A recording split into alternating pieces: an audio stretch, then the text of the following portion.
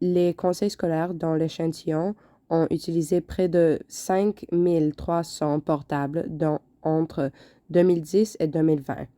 20% des écoles échantillonnées ont utilisé des portables pendant 1 à 4 années et 45% les ont utilisés pendant 5 à 10 années.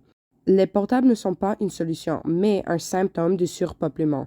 Une approche plus proactive de planification scolaire est nécessaire. Maintenant, Olivia va donner ses concerns avec les portatives. Comment tu sens-tu des portatives, Olivia? J'aime pas les portatives parce que il faut que tu marches jusqu'à les portatives, alors ça rend en retard. Alors t'as moins de temps pour prendre nos affaires. Et en plus, c'est à la fin de la journée que j'ai une place dans la portative. Alors c'est quand je reviens dans l'école, c'est un peu embêtant à cause que je dois revenir, reprendre mes affaires et retourner dehors. Et c'est juste inconvénient et ça met en retard.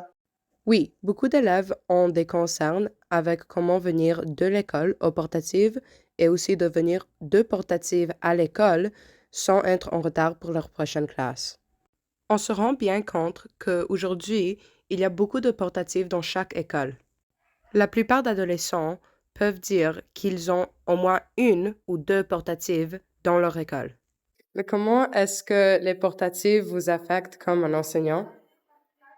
Les portatives, je pense pas que ça affecte directement les enseignants. Peut-être les élèves, ça les dérange un petit peu parce qu'ils doivent se déplacer, prendre leurs affaires. Les enseignants un peu moins, parce qu'ils doivent prendre leurs affaires aussi, mais ça fait partie du rituel de l'école.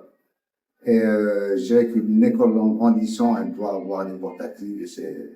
C'est des choses qui vont, une fois tu es dans la portative, comme élève, un autre tu ne l'es pas, et la même chose pour un enseignant. Les classes modulaires sont loin d'être des aménagements temporaires et, au contraire, sont utilisées comme des structures pédagogiques permanentes. De nombreux districts scolaires au Canada comptent sur les portables comme installations préfabriquées lorsque la demande en espace scolaire augmente et que le budget de la construction d'écoles est limité. Cependant, des études sur les conditions environnementales de classes modulaires ont soulevé des problèmes concernant pour la qualité de l'air intérieur, le contrôle de la température, le niveau de bruit, les fuites d'eau et la moisissure. Hannah, c'est quoi les points négatifs de la portative?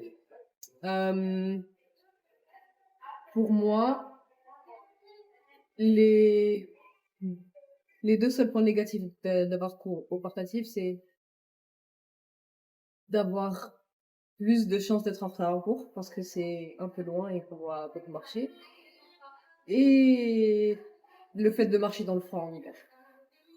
Merci beaucoup. De rien, Sarah. Pour conclure, les portatives ne devraient pas être une solution permanente. Au lieu, c'est supposé d'être une solution temporaire qui aide pour le plus 1 ou 4 années. Puis, beaucoup d'élèves dans l'école secondaire Gaétan-Gervais ont beaucoup de concerns avec les nouvelles portatives. Merci d'avoir écouté Info Sarah. À la prochaine fois!